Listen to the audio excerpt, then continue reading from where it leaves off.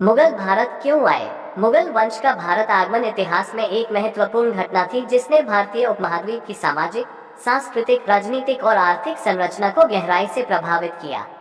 मुगलों ने भारत में लगभग 3 शताब्दियों तक शासन किया और यहाँ एक समृद्ध सांस्कृतिक विरासत छोड़ी। लेकिन प्रश्न यह उठता है कि मुगल भारत क्यों आए? इस प्रश्न का उत्तर ऐतिहासिक, राजनीतिक, सामाजिक और आर्थिक कारकों में छिपा हुआ है। इस निबंध में हम विस्तार से समझेंगे कि मुगलों के भारत आने के पीछे कौन कौन से प्रमुख कारण थे और उनका भारत पर क्या प्रभाव पड़ा।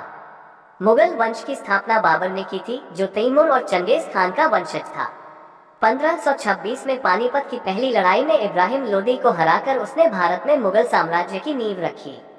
लेकिन बाबर और अन्य मुगल शासक केवल युद्ध जीतने के लिए भारत नहीं आए थे। वे कई अन्य कारणों से भी यहाँ आए, जिनमें मुख्य रूप से निम्नलिखित कारण शामिल थे। मुगल साम्राज्य की स्थापना करने वाले बाबर का मूल स्थान फरगना, वर्तमान उज्बेकिस्तान था, लेकिन वहां की राजनीतिक परिस्थितियां उसके लिए अनुकूल नहीं थी। समरकंद और काबुल पर उसका अधिकार बना नहीं रह सका और उसे एक नए और सुरक्षित ठिकाने की तलाश थी। भारत उस समय एक समृद्ध देश था जहां वह अपने साम्राज्य की नींव रख सकता था। 16वीं शताब्दी की शुरुआत में भारत में दिल्ली सल्तनत बहुत कमजोर हो चुकी थी। इब्राहिम लोदी का शासन अस्थिर था और कई अफगान वंशज और राजपूत सरदार उससे असंतुष्ट थे। इस राजनीतिक अस्थिरता ने बाबर के लिए भारत पर आक्रमण करना आसान बना दिया। पंजाब के शासक दौलत खान लोदी और राजपूत सरदार राणा सांगा ने बाबर को भारत पर आक्रमण करने के लिए आमंत्रित किया था।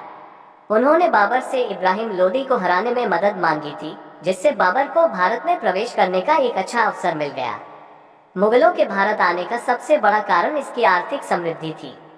भारत सोने, चांदी, हीरे जवाहरात, मसाले और कपड़ों के लिए प्रसिद्ध था। पश्चिम और मध्य एशिया के व्यापारियों को भारत से अत्यधिक लाभ प्राप्त होता था, इसलिए मुगल शासक भारत को अपने अधीन लाने के इच्छुक थे। भारत में कर व्यवस्था बहुत मजबूत थी। यहाँ की उपजाऊ भूमि से कृषि कर आसानी से वसूला जा सकता था। मुगलों को लगा कि अगर वे भारत पर शासन करेंगे तो उन्हें लगातार कर राजस्व प्राप्त हो सकता है।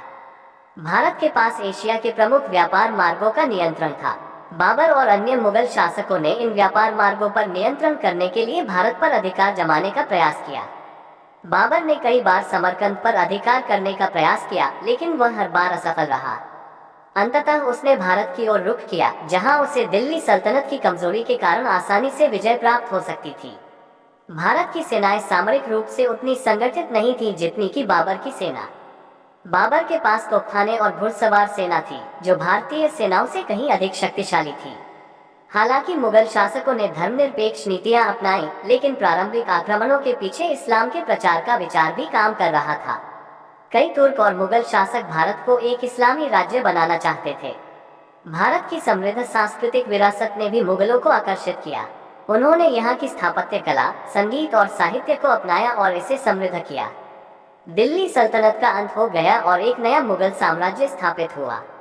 मुगलों ने एक केंद्रीकृत प्रशासनिक व्यवस्था लागू की, जिससे भारत में एक स्थिर शासन प्रणाली विकसित हुई।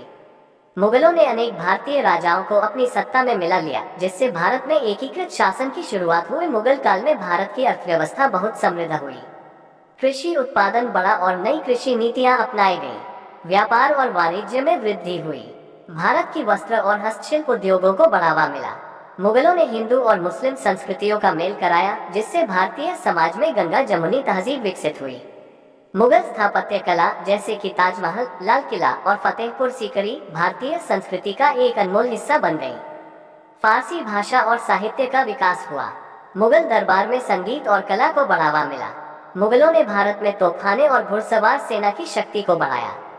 उन्होंने प्रशासनिक सुधार किए और मनसबदारी प्रथा लागू की। मुगलों के भारत आने के पीछे कई महत्वपूर्ण कारण थे, जिनमें राजनीतिक अस्थिरता, आर्थिक समृद्धि, सैन्य शक्ति और सांस्कृतिक आकर्षण शामिल थे। बाबर ने 1526 में भारत में अपनी सत्ता स्थापित की और उसके बाद मुगल वंश ने लगभग 300 वर्षों तक भारत पर शासन किया। मुगल साम्राज्य ने भारत की संस्कृति, कला, प्रशासन और अर्थव्यवस्था पर गहरा प्रभाव डाला। यद्यपि समय के साथ मुगल साम्राज्य कमजोर हुआ और अंततः अंग्रेजों के अधीन आ गया, लेकिन उन्होंने भारत को एक समृद्ध ऐतिहासिक और सांस्कृतिक धरोहर दी। इस प्रकार मुगल भारत क्यों आए? इस प्रश्न का उत्तर बहुआयामी है, जो राजनीति, अर्थव्यवस्था, समाज और संस्कृति से जुड़ा हुआ है।